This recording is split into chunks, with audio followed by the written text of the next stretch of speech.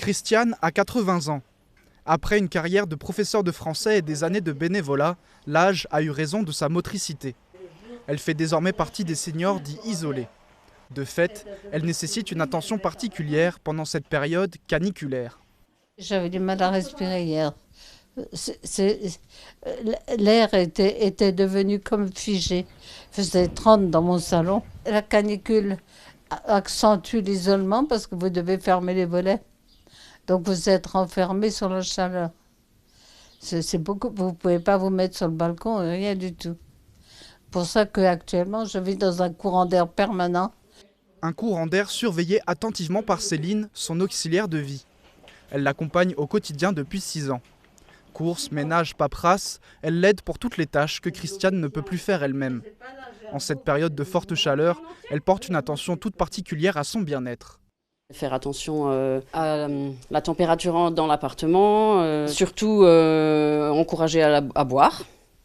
Et puis après, repérer s'il y a des signes de faiblesse, on va dire, physique, quoi. On a aussi des débats des fois sur des sujets. Oui, il faut dire qu'elle a la chance d'avoir quelqu'un d'intéressant Voilà. à ses côtés. Un lien social important pour ces personnes isolées. Pour celles qui ne disposent pas d'une aide à domicile, l'APA met en place un plan canicule. Oui, je suis Georges Compan, je suis un bénévole du réseau APA et je vous téléphone dans le cadre du plan canicule.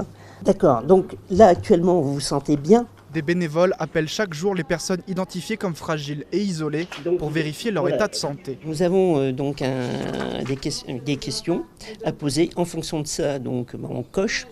Et si la personne ressent si on sent et si elle nous dit franchement qu'elle a des problèmes, à ce moment-là, nous avons une case rouge donc, à cocher, que l'on fait remonter donc à nos supérieurs pour déclencher donc on va dire une aide médicale. Georges et ses partenaires bénévoles sont une ressource importante de l'APA qui dispose en plus de 3000 salariés dans le Haut-Rhin. On est toujours à la recherche de bénévoles, aussi bien au niveau de l'APA Lib qu'au niveau de l'APAMAT pour ce genre de situation.